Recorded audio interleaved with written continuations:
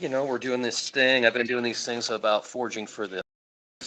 And I was going to talk about some stuff that's ubiquitous here. So back when I was a kid, I've had this one since I was in high school. This is what a ferrule rod looked like. And the magnesium was on one side, and then you had a striker rod on this side, and then you'd scrape the magnesium down into the whatever you were using. This is what we call this cheat grass, and it's a lot of people consider it to be a weed here in Wyoming. But you don't even with a ferrule rod, you don't even have to cut this stuff down. You don't even have to process it down. This stuff is ridiculously flammable. And if you have one of these ferro rods like this is the ones I make. This is the ones I make. I'm going to use the back of my knife. Can you see that? So you can just actually literally just put this in there. And that's how easy it is to start a fire. If you have the appropriate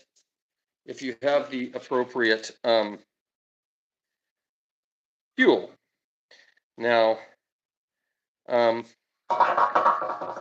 a lot of places, maybe back east, you're going to find that fuel like that. But here's something that kind of grows almost anywhere, and a lot of people don't realize how much oil is in it. This is what they call out here ragweed, tumbleweeds, and this stuff is ridiculously full of oil. It has an oil in it, and it is ridiculously flammable and burns ridiculously hot.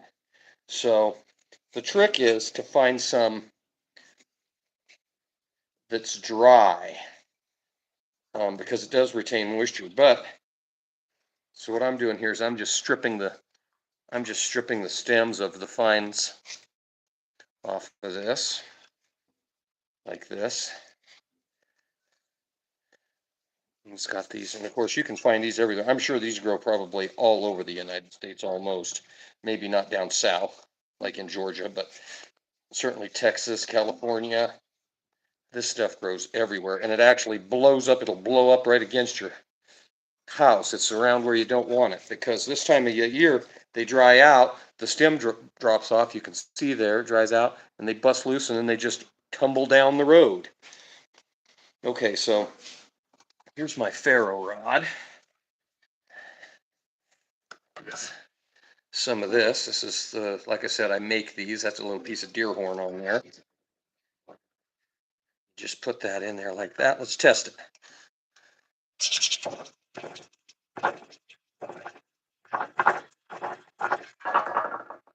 See, this might be just a little wet. See, that's maybe just a little wet. We had some rain out around, but if you had the opportunity to prep your fuel, yeah. See, that one's just a little wet, but once it gets going, boy, it will go. Probably just a little too damp, but you can certainly start it with a little bit of this cheatgrass. And this cheatgrass, it doesn't hold the moisture like the ragweed does.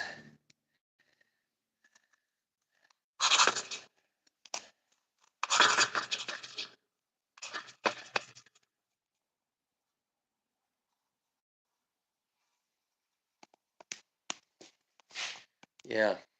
Handy tool. The good thing about something like this is it doesn't get carried away. Most people, it's not something that, like a lighter, that ends up in somebody's pocket. So if you make them a little long where they're a little uncomfortable to carry in your pocket, it's not like a lighter that somebody's going to steal. So that's kind of an interesting tool. Of course, before there was these ferro rods, like I said, I showed you this one. This is what they call a flint striker. And with a flint striker, what you would do is you would use a piece of flint. Now, it doesn't have to be a piece of flint. This is a piece of agate that I actually found right out here in the driveway. And then this is some char cloth that I made. And char cloth is just cotton. And generally what I use is a thin shirt. I use a thin cotton shirt.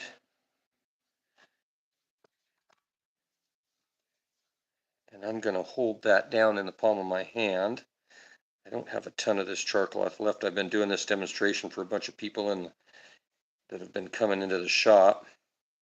I need to make up some more char cloth. Let's see if I can do this where you guys can watch.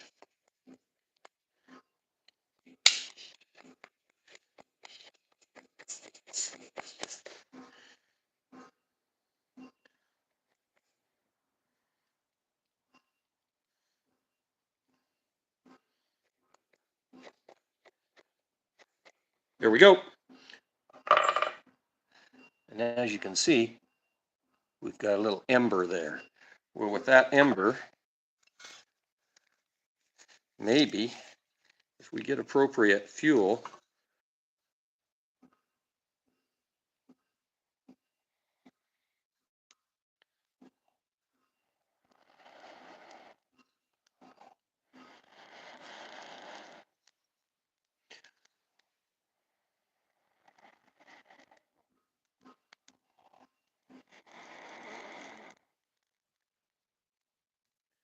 I think my fuel was just a little damp.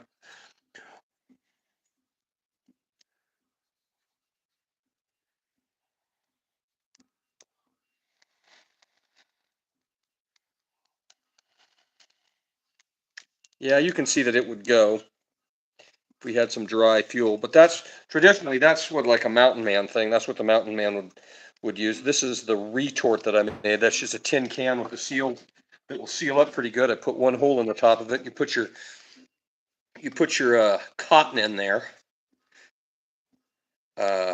Shut that up. Put it in the forge is what I do. It cooks all of the gas off and then leaves you with little sheets of charcoal. They call it char cloth, but traditionally that's the flint strikers. That's what they call a French style one. This is a more of an American style one. I like the French ones because you can put a loop in them, tie a piece of string on it. You don't drop it in aren't as apt to drop it in the snow or to lose it. This is the ones I make. I made this one. What you're actually doing is you're peeling a little piece of this iron off of here, and it causes a reaction which causes that to spark. But you don't have to use something like this. You could actually use like a striker that you would use to start a gas torch or something like that. But yeah, so that's kind of a cool, interesting thing. So this was in the old days, back in the day.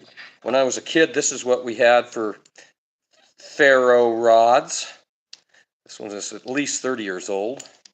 And then this is the newfangled ones, and yeah, they're kind of cool, kind of neat. And with this, you could pretty much, if you can find some dry fuel, including just the scrapings off of your jeans, like you could reach in the bottom of your jeans pocket, pull the lint out of the bottom of your pocket, or use a pocket knife and scrape your jeans and scrape shavings from your jeans out. You could start a fire with this just pretty much anywhere, and it'll work in the dark. It'll work in the if it's wet. But you can actually pretty much start anything on fire with it. That's a little penetrating oil. That's a little penetrating oil, and that might even work. We might even be able to do that with this penetrating oil.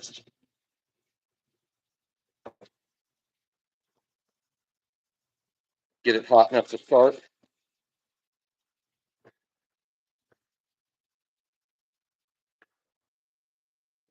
White. Might need to add some shavings of some magnesium shavings.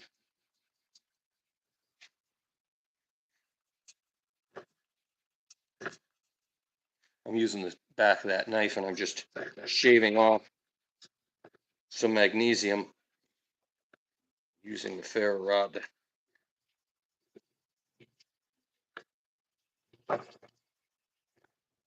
There it kind of went.